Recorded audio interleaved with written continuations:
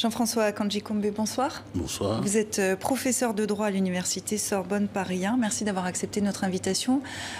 L'élection est maintenue, ainsi en a décidé la Cour constitutionnelle, mais dans quelles conditions va-t-elle pouvoir se tenir? Est-ce que les bonnes conditions sont garanties? Alors nous entrons dans une zone d'inconnu où il y a deux choses, je pense, essentielles qui doivent être dites. C'est que c'est au peuple centrafricain qu'il appartient de se prononcer sur ses dirigeants et non pas par les armes, puisqu'il y a des batailles, donc c'est quand même une position fondamentale qu'il importe de dire.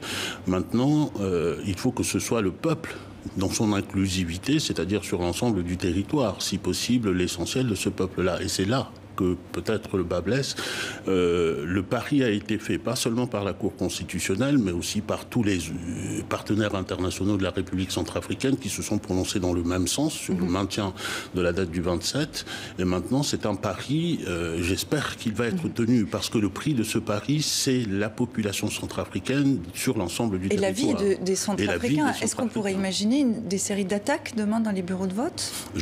J'espère que non. J'espère que non, mais précisément, j'en ai peur. Nous avons tous peur de ce qui va se passer demain et de ce qui va se passer surtout en dehors de Bangui, parce que les mesures de sécurisation dont on est en train de parler, ce sont des mesures qui sont concentrées essentiellement à Bangui, et les informations qui nous parviennent aujourd'hui, vous avez parlé tout à l'heure de Dekwa, vous avez parlé de Bambari, mais il y a aussi des informations qui arrivent selon lesquelles la coalition a notifié au gouvernement l'interdiction, l'impossibilité de faire des élections dans toute une préfecture. C'est-à-dire la Basse-Kotto, il y a le Mbomou, il y a...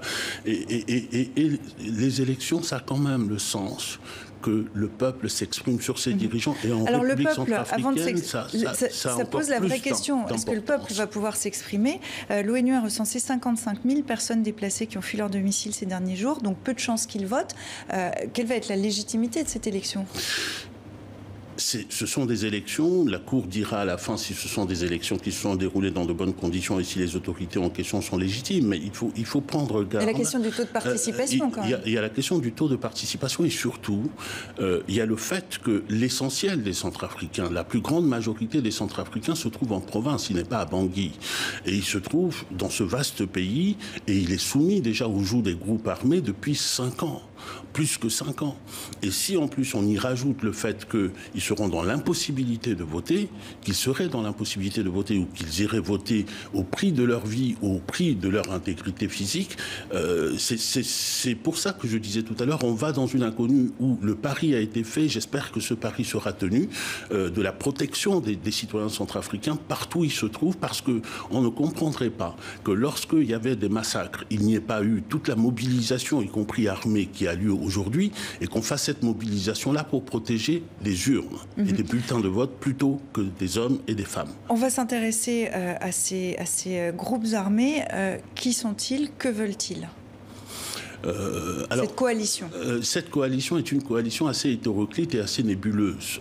Il semblerait que il y ait des partis politiques qui en fassent partie, tels que le KNK par exemple, et puis il y a un certain nombre de groupes armés classiques en Centrafrique, et de mercenaires notamment, qui en font partie, tels que Al-Katim, le groupe de Al-Katim, le groupe de Sidiki, le 3R, le groupe de Ali Darassa, qui occupe à peu près un quart du territoire, tout l'Est. Ce sont les principaux qui font partie de Il y a quand même l'ombre de François Bozizé qui plane.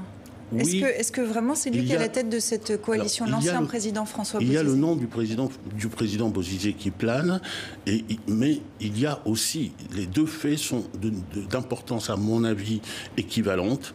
L'engagement du président Bozizé, il y a des indications qui tendent à cela, mais il y a aussi des dénégations, il y a des démentis qui sont faits par son porte-parole. Et de l'autre côté, il y a les chefs majeurs des groupes qui avaient signé l'accord de Khartoum et qui avaient été nommés comme représentants de l'État dans des zones militaires du pays et qui sont dans cette coalition. En réalité, c'est une force qui est sans doute l'essentiel des forces militaires, des forces armées, des groupes armés qui maîtrisent l'ensemble du territoire. Et on voit que tout ça est très très complexe. On verra comment va se passer la journée de demain. Jean-François Akanji-Kombe, merci beaucoup pour cette analyse. C'est moi qui vous remercie.